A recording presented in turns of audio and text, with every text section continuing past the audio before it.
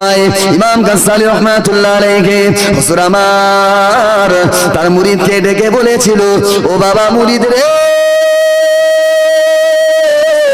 যে বাঘটা তোমাকে তাড়া করেছে বাবা, ওটা দুনিয়ার জমিনের আফ্রিকার জঙ্গলের বাঘ নয়, ওটা সুন্দরবনের রয়্যাল বেঙ্গল টাইগার নয়।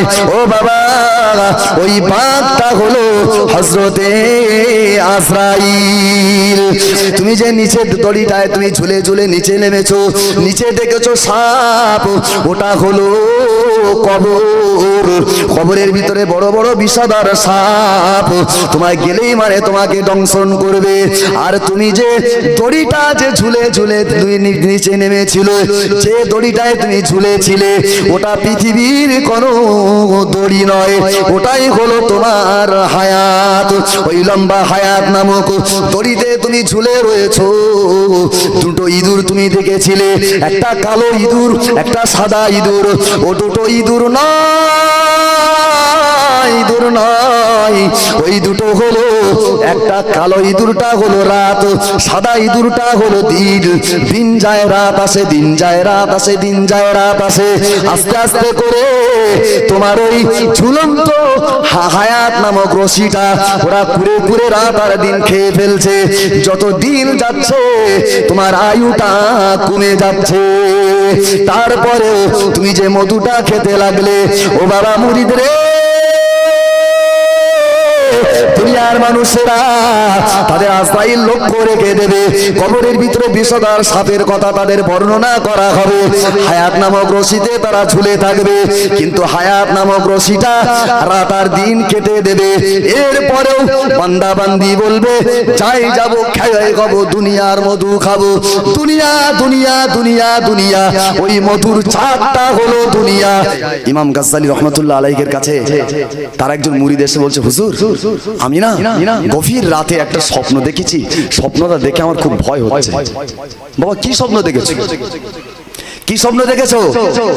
ইমাম গাজ্জালী রাহমাতুল্লাহ আলাইহিকে লক্ষ্য করে তার মুরিদ বলেছিল, ও আল্লাহর ওলি, আমি গভীর রাতেতে একটা স্বপ্ন দেখলাম। আমি যখন গভীর রাতেতে ঘুমের ভিতরে ডুবে পড়লাম, আমি দেখতে পাই একটা বিরাট বড় বাঘ আমাকে তাড়া করছে। আচ্ছা, বাঘে তাড়া করলে বসে থাকে কে? হাত উঁচু করেন। বাঘে তাড়া করবে, বসে থাকবো কে কে? অন্তত দৌড়বো তো নাকি? অন্তত জানকে বাঁচানোর জন্য দৌড়বো। আমি হুজুর তাই কি আমার মাঝে মধ্যে আমি দেখি আমার সাপে দাঁড়াচ্ছে, দিয়ে সময় দেখি দৌড়ুই, ও দৌড়ুন যাচ্ছে না, কি ব্যাপার, পা ওঠে না কেন? এমনি দৌড়ুতি পারি, ভালো দৌড়ুনি যায় না, কি সর্বনাশ। তো বলছে, হুজুর দেখছি আমার একটা বিরাট বড় বাঘ আমাকে তাড়া করছে। ও আল্লাহর ওলি ইমাম গাজ্জালী, আমি ওই বাঘটা তাড়া খেয়ে আমি দৌড়াতে লাগলাম, কিন্তু না না না, বাঘ এত জোরে তাড়া করে আমি দৌড়াতে পারবো না। এই মনে করে সামনে গিয়ে দেখলাম একটা বিরাট বড় কুয়া রয়েছে, ওই কুয়ার মুখে একটা রশি ঝুলছে। আমি তাড়াতাড়ি বাঘের হাত থেকে, হিংস্র থাবা থেকে আমি বাঁচার চললে আমি ওই রশি ধরে আস্তে আস্তে আস্তে করে নিচে চলে গেলাম। কেন? বাঘের থাবা থেকে বাঁচবো, নইলে আমার খেয়ে ফেলবে। আমি নিচে চলে গেলাম, কিন্তু হুজুর নিচে গিয়ে দেখি, আল্লাহ, নিচে গিয়ে দেখি সেই নিচে সব বড় বড় সাপ। আমি বলছি, কি করে লাভবো? নিচেও তো লাভা যাবে না। আমি দড়িতে ঝুলে রইলাম। ও আল্লাহর ওলি রে, আমি এমন করে ঝুলন্ত অবস্থায় আমি এদিকে উপরে তাকিয়ে দেখি বাঘ আমার দিকে তাকিয়ে আছে, নিচে তাকিয়ে দেখি বড় বড় সাপগুলো আমার দিকে ফানা তুলছে। কিন্তু এমন সময় দেখতে পাই আমার পাশে একটা মৌমাছির চাক থেকে মধু এমন করে টপ টপ করে পড়ছে, মাছিগুলো উড়ে চলে গিয়েছে। আমি মনে করতে লাগলাম, উপরে উঠলে বাঘে খাবে, নিচে লাগলে সাপে খাবে, অন্তত যতটুকু সময় বাঁচি একটু মধু খেয়ে যাই। হুজুর, আমি মধু খেতে লাগলাম। আল্লাহ, মধু খেতে খেতে উপরে তাকিয়ে দেখি যে দড়ি ঝুলি ঝুলি মধু খাচ্ছি, ওই দড়িতে দুটো ইঁদুর, একটা সাদা আর একটা কালো, দুটো ইঁদুর কুরকুর কুরকুর কুরকুর করে দড়ি কেটে দিচ্ছে, মরিয়েছে। ওগো আল্লাহর ওলি রে, উপরে বাঘ দাঁড়ানো, নিচে সাপ, আবার দেখি ইঁদুরে আমার দড়ি কেটে দিচ্ছে, দড়িটা যদি কেটে দেয় আমি নিচে পড়ে যাব। কিন্তু না না, এরপরেও আমি মধুর মায়া ছাড়তে পারলাম না। আমি অবরত আমি এমন করে মধু খেতে লাগলাম। পরি পরি মরি মরি বাঘে খায়, যা হয় যা হোক না কেন, অন্তত যতক্ষণ বেঁচে থাকি একটু মধু গিলে যাই।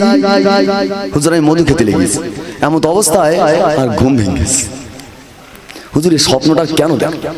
ওই সময় ইমাম গাজ্জালী রাহমাতুল্লাহ আলাইহি হুজুর আমার তার মুরিদকে ডেকে বলেছিল, ও বাবা মুরিদ রে,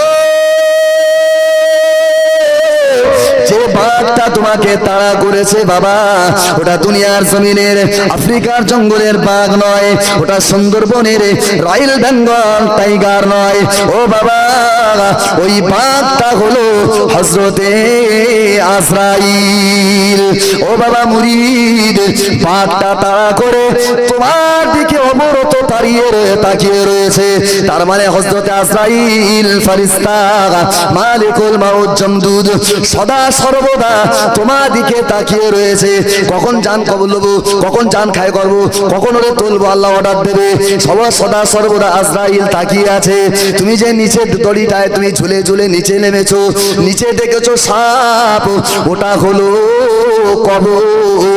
কবরের ভিতরে বড় বড় বিষধর সাপ, তোমায় গেলেই মানে তোমাকে দংশন করবে। আর তুমি যে দড়িটা যে ঝুলে ঝুলে তুমি নিচে নেমেছিল, যে দড়িটায় তুমি ঝুলেছিলে, ওটা পৃথিবীর কোনো দড়ি নয়, ওটাই হলো তোমার হায়াত। ওই লম্বা হায়াত নামক দড়িতে তুমি ঝুলে রয়েছো। দুটো ইঁদুর তুমি দেখেছিলে, একটা কালো ইঁদুর, একটা সাদা ইঁদুর। ও দুটো ইঁদুর নয়, ওই দুটো হলো, একটা কালো ইঁদুরটা হলো রাত, সাদা ইঁদুরটা হলো দিন। দিন যায় রাত আসে, দিন যায় রাত আসে, দিন যায় রাত আসে। আস্তে আস্তে করে তোমার ওই ঝুলন্ত হায়াত নামক রশিটা ওরা কুড়ে কুড়ে রাত আর দিন খেয়ে ফেলছে। যত দিন যাচ্ছে তোমার আয়ুটা কমে যাচ্ছে। তারপরে তুমি যে মধুটা খেতে লাগলে, ও বাবা মুরিদ রে, দুনিয়ার মানুষেরা তাদের আজরাইল লক্ষ্য রেখে দেবে। কবরের ভিতরে বিষধর সাপের কথা তাদের বর্ণনা করা হবে। হায়াত নামক রশিতে তারা ঝুলে থাকবে, কিন্তু হায়াত নামক রশিটা রাত আর দিন কেটে দেবে। এরপরেও বান্দা বান্দি বলবে, যাই যাবো, খেয়ে খাবো, দুনিয়ার মধু খাবো। দুনিয়া দুনিয়া দুনিয়া দুনিয়া, ওই মধুর চাঁদটা হলো দুনিয়া। তুমি দেখছো উপরে রয়েছে বাঘ, নিচে রয়েছে সাপ, তোমার হায়াত নামক দড়িটা কেটে যাচ্ছে। এরপরও দুনিয়ার মায়া তোমার থেকে দূরে সরে যায় না। দুনিয়ার মায়ায় তুমি ডুবে ডুবে ডুবে ডুবে দুনিয়ার মায়ায় তুমি মধু খেতে লেগেছো। তোমাকে এখনো পর্যন্ত কবরের ভয় তোমার এলো না।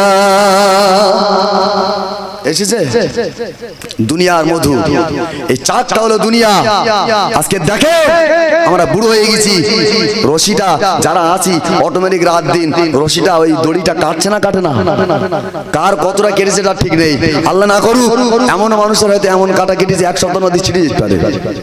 মসজিদে বলবে শেষ, জলসা শুনলে আগের দিন সে বেচারা মারা গিয়েছে, তার মানে রশি কেটে গেছে। এরপরে চাষারে যদি বলা হয় একটু মসজিদ মুখো যাও, একটু পশ্চিম মুখো হও, হবে হবে। এখনো দুটো ছেলে বিয়ে দিতে বাকি, দেখি না একটা করে দোকান করে দিতে পারি কি, আর 1 বিঘে জমি নেওয়া যায় কি।